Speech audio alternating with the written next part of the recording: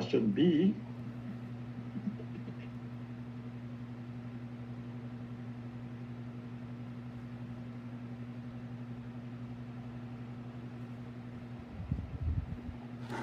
Okay.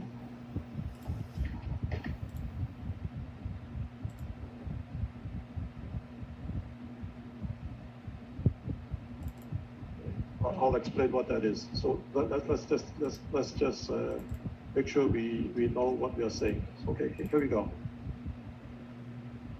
Give me one sec. All right. So monthly return. Okay, so let's write it down. Monthly return.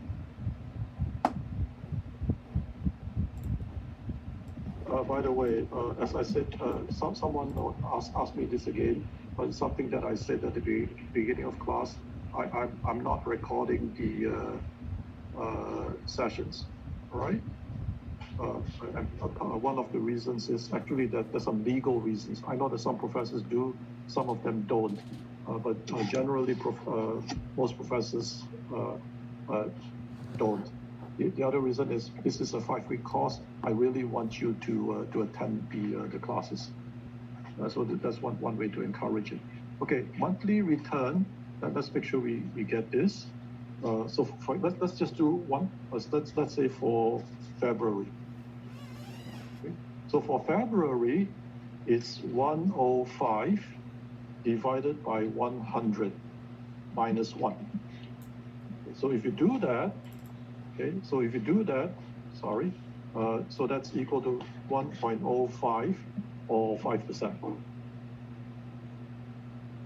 Right? So okay, don't get confused. $100. Let's be clear. $100. So end of January. So January 31st. Let me just write it down. That's what monthly means. End of February. Let's say February 28th. Okay. So we are saying this is 100. This is 105. So that's 5%. That's an increase of 5%. That's all I did. Okay, so I said, okay, minus 1. So I should have written minus 1. Okay, so 1.05 minus 1, which is 0.05 or 5%. Okay, so, okay, monthly return. All right, so let's be clear. Let's do it here. Monthly. So let's call it return. It's understood to be monthly. So the first, this one is prices. Okay? Price. Second one is return. Okay, return is what? Plus this divided by this minus 1. That's what I did. As I said, copy, paste. Okay. So where is that zero? What about the 14.28%? Where did that come from? 120 divided by 105 minus 1. That gives you 14.29%. All right? So that one is basically, let's take a look, March 31st, 120. From here to here is 14.29%. So this is monthly returns. How many monthly returns do we have? 2, not 3, 2. Okay, so I've said this before, right? So January, February, March, we say there's 3. That is correct. Okay, but as far as returns, there's only 2. Okay, there are 3 prices, 2 returns. Okay? There isn't a return for January. Why? Because we need the number for December. All right, so these, okay, 3 prices, 2 returns. Okay, so like just now, sales, there's 6 sales numbers, but as far as growth, you use 5, not 6. Okay, what about the return for the whole period? For the entire period, the easiest way to do that, you say, oh, professor, okay, so I'm doing part B. Okay, so $100 becomes 120. Now, please note, I'm skipping the 105. Okay, I'm skipping it. All right, $100 becomes 120 in 2 months. Right, 2 months. Okay, January to March is 2 months. Okay, so what is the growth rate? Okay, so that's 20% in 2 months. Now, one answer, as I said, there are two answers. Okay, I pointed it out. So let me emphasize this. There are two answers. Okay, one answer is 20% divided by 2. I want it monthly. Is 10% per month for 2 months. Okay, 10% a month, 2 months, 20%. Okay. Now this type of answer is called average.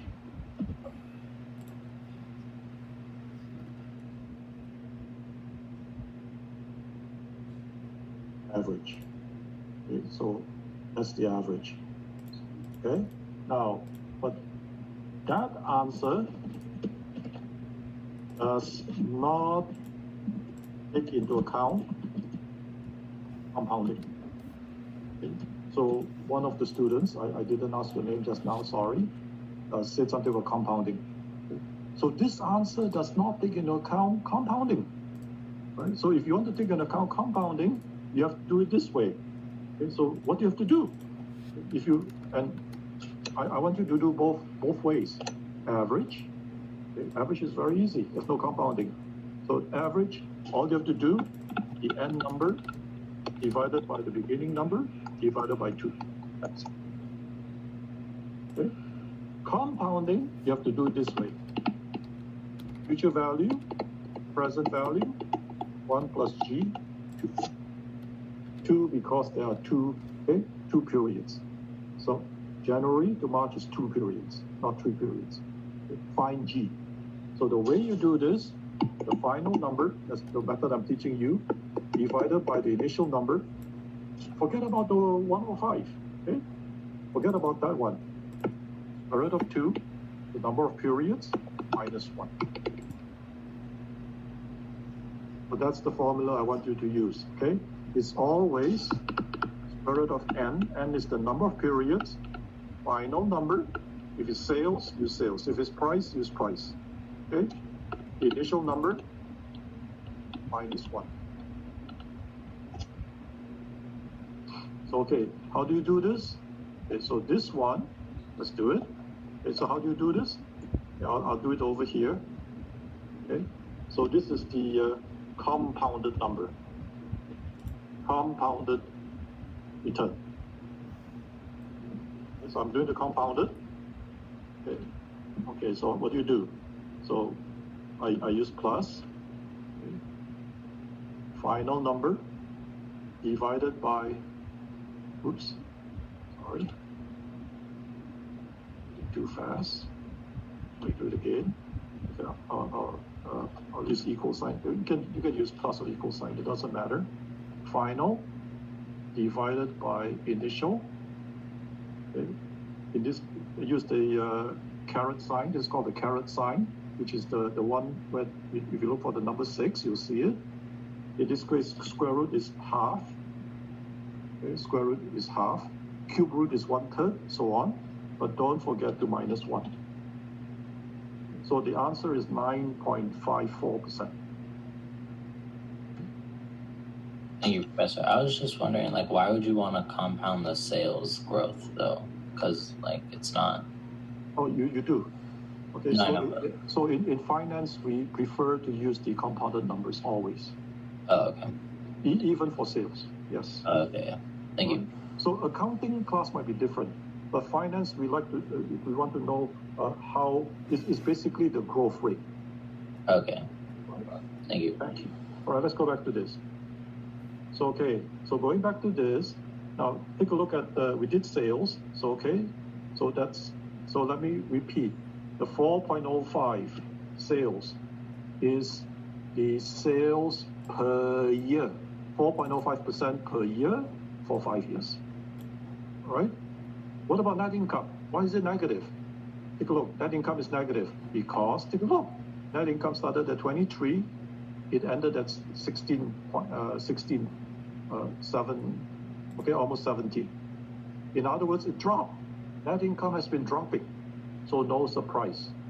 The growth rate is a decline. Okay, so the growth rate has been negative. But the formula is the same. What do I mean by saying? Okay, let's do it over here. Okay, what did I say? What did the professor say? Equal, okay, parenthesis. Make sure you do your parenthesis. Okay, make sure you do your parenthesis. By the way, I tell you what, I will upload this file later. Okay, so I'll upload this file. So the reason it makes your life easy, okay? Because then you can just click on, what I'm trying to say is you click on this, you'll see the formula. Hold on, let me make sure you understand what I'm saying. When you click on this, you'll see the formula. You see right there, you also see right here. Okay? You can see the formula that is being used. Okay, so that will help you when you do your homework. All right, it's the same thing over here. This formula is over here. It's right there. And it's really the same formula. So let me show you what I mean. So here we go. Equal, take a look, use the final year in net income divided by the initial year net income. Take the fifth root, 1/5, minus 1.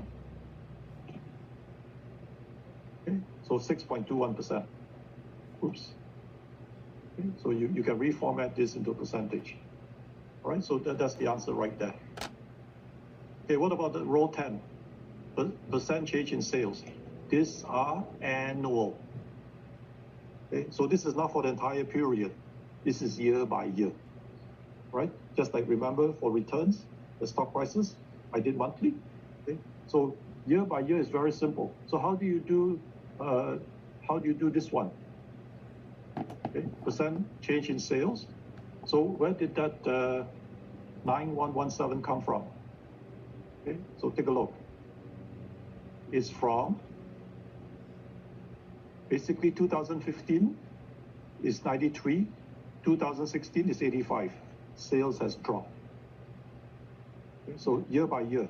So you use the 2016 number divided by 2015 number minus 1. So, okay, so now, so they didn't do minus 1, but that's fine. So what am I saying? So just listen carefully. So usually when we say percent change in sales, I'll do it over here. Let me do it over here. Usually it's this. This number, final number, is always final divided by initial. But in this case, it's just 1 year. So you don't have to take the fifth root or third root, okay? So it's just 1 year, okay? So you don't have to do that. And I usually do minus 1. That's me. So it's the same formula, except that now n is 1. So it's the same formula, okay? But instead of 5 years or 3 years or 2 years, in this case it's just 1 year. So same formula, you get this number. So you say, Professor, negative 8.82. Okay, okay, it's actually exactly the same as this. It doesn't look like it's the same, okay, but that's because this is not a percentage change. But what they're doing, so this title is actually not quite correct. This one is basically, okay, I call this relative change. Okay, in sales. So 1 year divided by the previous year. So relative changes, okay, relative to the previous year. So relative to the previous year, sales is 91%. Okay, relative to the previous year, sales is 107, 108%. Okay. What am I trying to say? So I'm over here. What is this 1.0777? It says that this number, 93, okay, is 1.07, is about 7.8% more than the 2014 number. Am I going too fast or are we okay? Okay, So row 10 is the relative change, one year to the other. If you want percentage change, you really should subtract 1, which is what I did. All right? Please listen very carefully, because your case talks about geo-mean. Okay? So I'm now going to do geo-mean. Please note, the answer is exactly the same. Row 8, write this down somewhere. Row 8 and row 11 are the same. Geo-mean is the compound growth. So instead of using this formula, okay, this one, instead of using this formula, there's nothing wrong. We use that formula for row 8. Now I'm saying there's another way to do it. Use geo-mean. All right? So please listen very carefully. The students make this mistake all the time. Okay, so I'm going to repeat myself. Row 8 and row 11 are the same. It's just two different methods. So for row 8, what method did I use? This one. Okay? Row 8, I used this horrible looking method. Okay? Row 11 says there's a shortcut. Use the Excel function, geo-mean. Okay? So we say, oh, okay. Please listen very carefully. Do not use, this is important, this is the number one mistake students make in chapter 1. Do not use row 5. For geo-mean, use relative sales, not sales. Okay, I'm going to say this again. This is the number one mistake for the case, the case that you're going to work on. The number one mistake students make. Okay, they use geo-mean wrongly. So do not use sales. Use relative sales. Okay, so that's why. Okay, we did the relative sales, relative change in sales. Okay, so what am I trying to say? So I'm saying, take a look, click. Okay, it's saying that I'm going to do this, so I'm going to do it over here. Equal geo-mean, geometric mean, which is another way of saying compounded. This is the compound growth rate. What are the numbers? Click, click. Those are the numbers. Do not use sales. Do not use row 5. Okay? Use relative sales. Okay? Or relative change in sales, if you want to call it that. All right. Close parenthesis, -1. Don't forget the -1. You're done.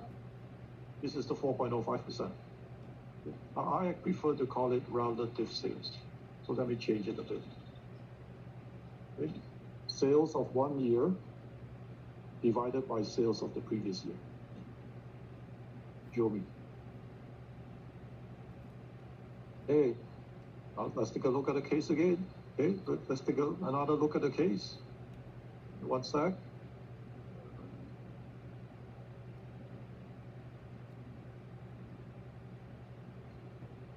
Okay, here we go. Okay, I'm not going to read the whole thing. Okay, part C.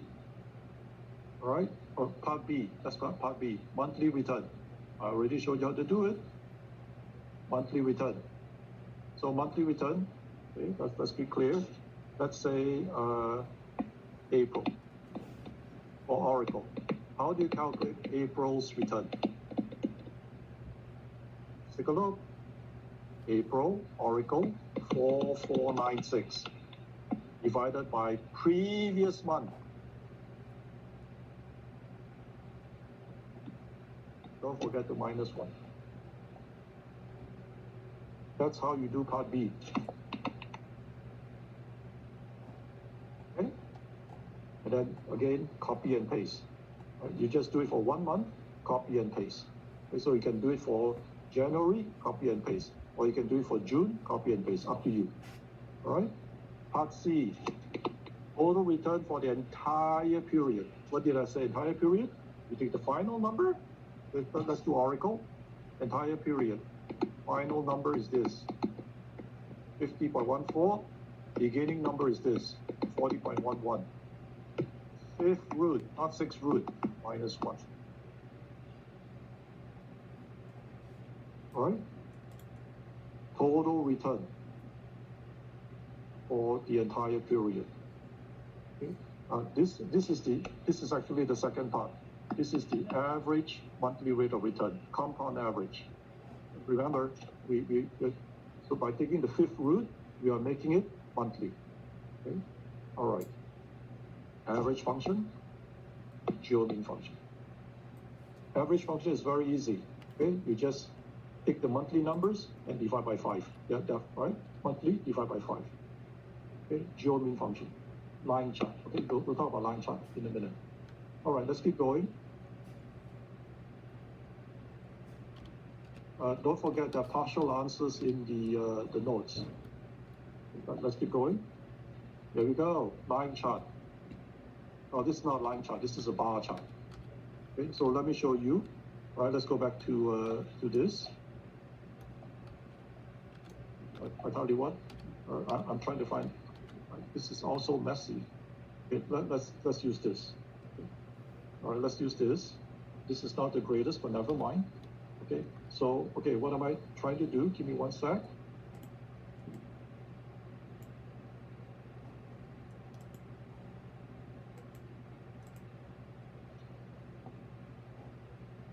I'm trying to move this thing out of the way, so give me one sec.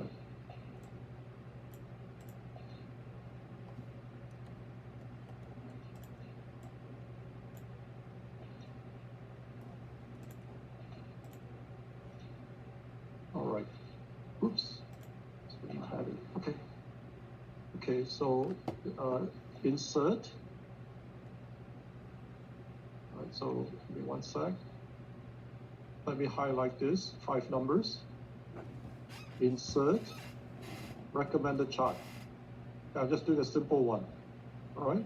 So this is, I'm going to click OK. That's it. This is fine. Okay. So this is fine. So here we go. This is the sales. I'm doing it very simple. You can make it more prettier. And that's so this is Microsoft sales.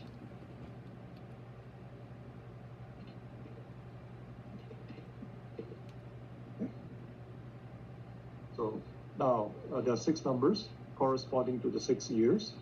And if you want to, I'm going to right click over here, move chart. So I'm going to show you, right click anywhere in there, move chart. If you want to move it somewhere else to a new sheet. So here we go. I've put it in a new sheet. And you can rename the sheet if you want. Microsoft sales. Okay. So here we go. You can make it look better than this, but I'll leave it to you. All right, so this is a bar chart. Now, if you want to, you can have other charts. So let me give you one more example. So again, highlight the numbers that you want. In fact, let me highlight all this, just for fun. Insert, recommended chart. Okay, here we go. Now this is a line chart. I like it, so click. So here we go, line chart. Microsoft sales.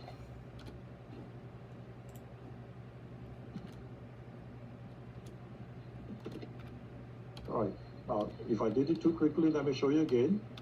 Okay, insert. So click on insert. Okay, well actually the first thing you do is you highlight the numbers. So what did I do? Let me move this out of the way. Oops, hold on.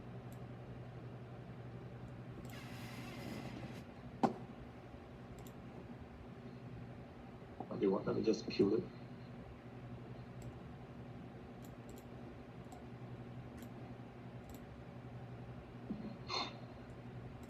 Okay. All right, so let me do it again. I highlighted what I wanted to draw, the chart, with the dates and the sales. So I highlighted that. So that's the first step. Oops. So highlight this. Okay. Insert. Go to recommended charts. Find the chart you like. I like that one. Okay, so you want that one? Fine. If you prefer a bar chart, insert, choose the second one. Okay, so if you prefer a bar chart, choose the second one. All right, and then you can edit, you can change the title and so on. Right, so that's how you do charts. Any questions? No. Okay, thank you. Let me keep going. So very quickly, okay. I've already talked about this. So it's all in one page. All right. I am done with chapter 1. Give me a minute. I'm going to start chapter 2. I'm not going to finish chapter 2, I don't think, but let me get started.